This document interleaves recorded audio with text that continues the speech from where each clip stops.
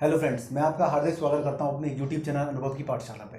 इससे पहले आपने चैनल पे देखा होगा हम टीचर्स की वीडियो अपलोड करते हैं, जो टीचर्स पढ़ाते हैं उनके बारे में आपको बताते थे। लेकिन आज हमारे साथ हैं सिलेक्टेड स्टूडेंट जो सिलेक्ट हुए हैं। हम आज से उनकी सीरीज लेके आए हैं जो सिलेक्ट हुए, उनके बारे में बात करेंगे। इस सीरीज में हमारे साथ पहले हैं जो NTPC सिलेक्टेड स्टूडेंट हैं, लेवल 5 में सिलेक्ट हैं, तो इनसे बात करते हैं। बताएं आप। मेरा नाम सचिन साहू है और मैं अभी रेलवे में जी लेवल 5 पर जूनियर अकाउंट असिस्टेंट पर पदस्थ हूँ। आप कहाँ पदस्थ हैं ये बताएं। मैं अभी जबलपुर हेड ऑफिस में जी पदस्थ हूँ और इसकी 3 डिवीज़न और होते हैं। एक जबलपुर में ही है हेड क्वार्टर के अलग से, और एक भोपाल और एक कोटा। ठीक है, जिसमें से मैं हेड ऑफिस में पदस्थ हूँ। जबलपुर है। जबलपुर में आप सबसे पहले देखिए प्रेफरेंस स्ट्रेटजी बहुत बड़ी हुई है, वो हम उन पर चलेंगे। लेकिन सबसे पहले जॉब प्रोफाइल के बारे में जानेंगे। लोगों को सबसे पहले जॉब प्रोफाइल के बारे में पूछने बड़ा अच्छा लगता है। तो आपका अंदर काम क्या, आप टिकट काटते हैं, क्या करते हैं, लोगों को क्लियर करें पहले। ये सबसे बड़ा मिथ है कि रेलवे वालों कोई भी आप कहीं भी जाओ तो वो सिर्फ एक ही बात पूछेगा, आप क्या काम करते हैं, टिकट काटते हैं, स्टेशन पे बैठते हैं। तो ये सिर्फ वो एक पार्ट होता है छोटा सा, जिसके थ्रू रेलवे को अर्निंग होती है, उसको ट्रैफिक बोलते हैं, जो स्टेशन मास्टर के थ्रू होता है। पर हमारा काम होता है कि रेलवे की बही खाते को संभालना, अकाउंट पूरा मैनेज करना। कुछ भी अगर रेलवे को पैसा चाहिए कहीं से भी, कितना भी अर्निंग हो रहा है, कितना खर्च हो रहा है, बजट, ये सब बनाना।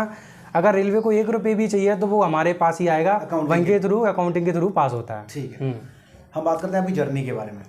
सबसे पहले हम जानेंगे कि आप NTPC में से पहले आपकी जर्नी क्या रही, आपने कब प्रिपरेशन स्टार्ट की, आप बैकग्राउंड क्या था, थोड़ा सा बताएं। बैकग्राउंड ऐसा रहा कि 2017 तक कुछ भी नहीं पता था। हमारा 10th में ये हाल था कि हमको ABCD तलक नहीं आती थी। जब बाहर निकले तब पता चला कि बहुत पढ़ना पड़ेगा।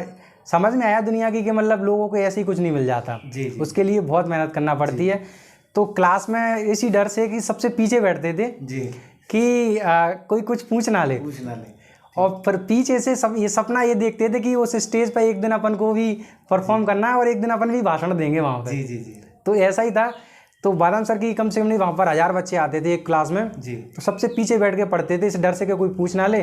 फिर उसके बाद जब पढ़ाई की, आपका एजुकेशन जो है आपने मैथ्स वहाँ से प्रिपरेशन किया। मैं उस पर स्ट्रेटजी पे आता हूँ अभी।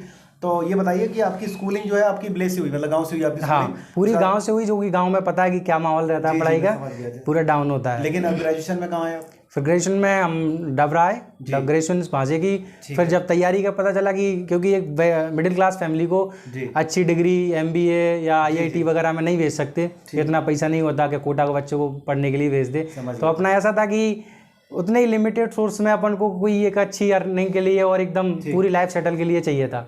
तो उसका पता चला कि अपन को सरकारी नौकरी की तैयारी करना पड़ेगी।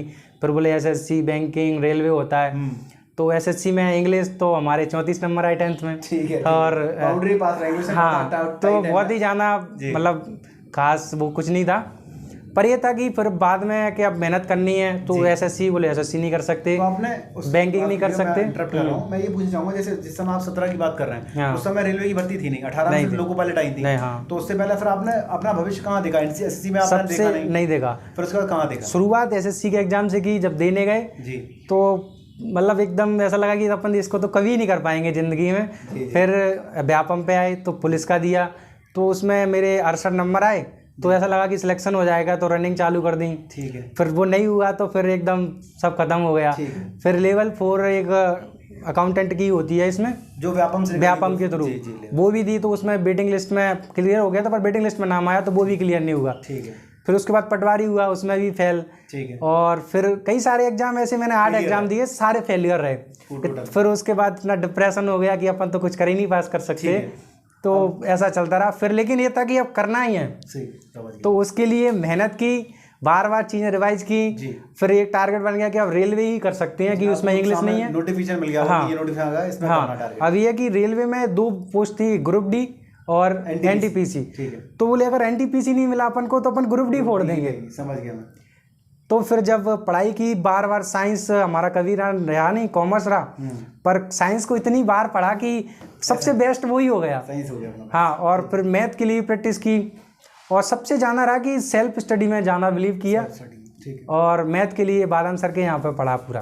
अब मैं आता हूँ बाय पोर्शन आता हूँ मैं। जैसे अब NTPC हम बात करें, हम 3 सेक्शन होते हैं, GS आती है, रीजनिंग आती है, मैथ्स आता है। सबसे पहले मैथ्स की बात करते हैं। आपने मैथ्स कैसे स्टार्ट की? क्योंकि आपने जैसे बताया ABCD बताया, तो आपको 1 2 3 भी कम ही पता।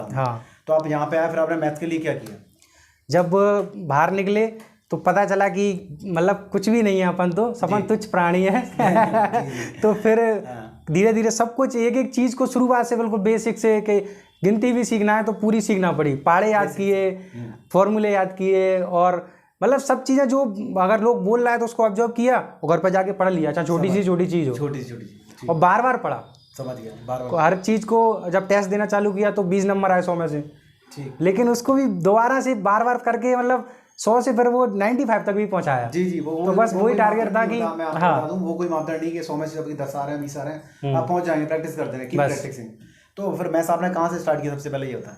सबसे पहले तो एक एकेडमी ज्वाइन की, तो वहाँ पर 2 साल खराब किए, 1.5 साल। अच्छा, एकेडमी का 2 साल खराब हुआ, ठीक। फिर उसके बाद फिर स्पेशल ज्वाइन किया बादल सर के यहाँ, ठीक है। तो वहाँ से उनको पता चला मेरे को कि ये कई तरीके से एक क्वेश्चन को कराते हैं, किया जा सकता है। तो फिर वहाँ से धीरे धीरे प्रैक्टिस कर करके बार बार फिर बन गया, मैथ आपका फिर बनने लगा। आपने कोर्स पूरा करने में कितना समय लगा आपको?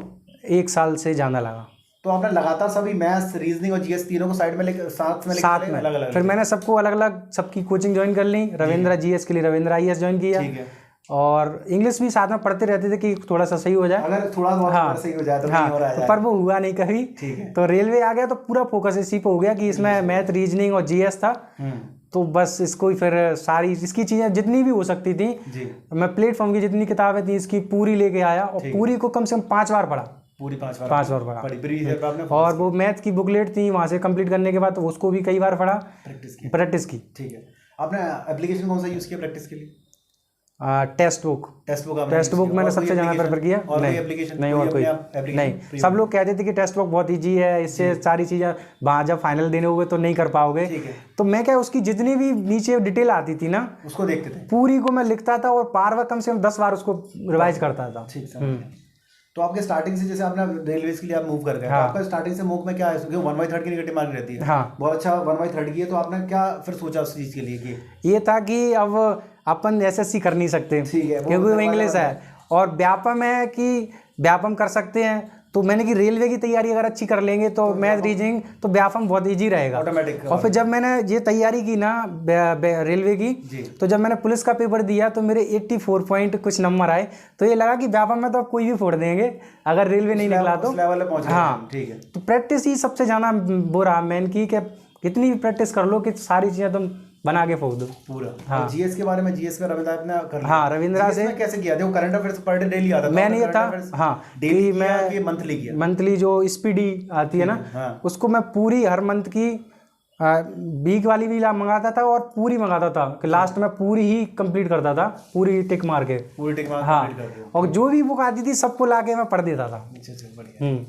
तो मैथ्स के लिए आपने पूरा ऐसे कर लिया, फिर जीएस हो गया आपका पूरा, ये पूरा, फिर आपने प्रैक्टिस चालू की। फिर जर्नी के बारे में बताओ। 19 का फॉर्म आया था, पेपर हुआ, कोविड लग गया, तो उस बीच में कहीं 19 का फॉर्म आया, प्री होने में ही 2-3 साल लग गया जी, वही। हाँ, तो मतलब इतना डिप्रेशन हो गया, उसी में भी मेरे बाल झड़ गए, पूरी